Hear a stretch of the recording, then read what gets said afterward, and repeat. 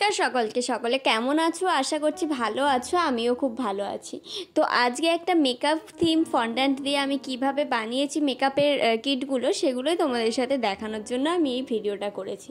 তো দেখো, আমি ফার্স্টে ব্ল্যাক ফন্ড্যান্ট দিয়ে একটা ছোট ছোট গোল রাউন্ড শেপ করে কেটে নিয়েছি রাউন্ড কাটার দিয়ে। দেন ওপরে আমি গোলাপি ফন্ড্যান্ট যেগুলো ছিল ওগুলো দিয়ে বসিয়ে দিয়েছি। তোমরা দেখলে অবশ্য বুঝতে পারছো। তারপর দেখো একটা ব্রাশ করে নিচ্ছি। তার জন্য আশা করছি তোমরা দেখলে বুঝতেই পারবে আমি কিভাবে প্রত্যেকটা কিট রেডি করছি।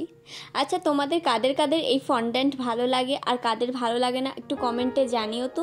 আচ্ছা, কি বলো তো, কাস্টমার যারা এই ফন্ড্যান্টের ওয়ার্ক দেখে যারা কেক অর্ডার করে তারা তো নিশ্চয়ই জানে, হয়তো এর আগে খেয়েছে কি পরে খেয়েছে আমি জানি না, কিন্তু ফন্ড্যান্টটা যে আসলে কীরকম খেতে সেটা নিশ্চয়ই তারা জানে, বা হয়তো ফার্স্ট টাইম যারা নিচ্ছে হয়তো নাও জানতে পারে। কিন্তু এটা নিয়ে যে এরকমভাবে কেউ বলবে সেটা আমি কখনো আশা করিনি। বলে নাকি বাবুল গামের মতো খেতে, একদম ভালো না, একদম মানে বাজে খেতে ওগুলো আর কি। তো আমি তো বলেছিলাম যেগুলো ফন্ড্যান্ট দিয়ে তৈরি খাওয়া যাবে সবই। সে তখন বলেছিল হ্যাঁ হ্যাঁ ঠিক আছে, খাওয়া যাবে, কোনো ব্যাপার না, তুমি এরকমই করে দিও যাতে টেস্ট হয়, হ্যাঁ ভালো লাগে। তো ফন্ড্যান্টের ফ্লেভার তো আমি আর চেঞ্জ করতে পারবো না, ফন্ড্যান্ট যেমন তেমনই তো আমাকে কমপ্লিট করতে হবে সেইভাবেই।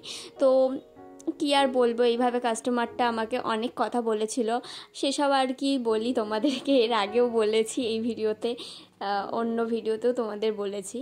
তারপর দেখলে আমি কথা বলতে বলতে আই শ্যাডো প্লেটটা কীভাবে রেডি করলাম তোমরা নিশ্চয়ই বুঝতে পেরেছো। তারপর দেখা একটা পাউডার পাফ করে নিচ্ছি, আর মানে ম্যাকের আর কি পাউডারের যেই কম্প্যাক্টের ওটা করে নিলাম। তারপর দেখো একটু সরু ব্রাশ করে নিচ্ছি। এই ব্রাশটা আমার সব থেকে কিউট লেগেছে। তোমাদের কেমন লাগলো? আর এই যে টোটাল কিটগুলো কেমন লাগলো?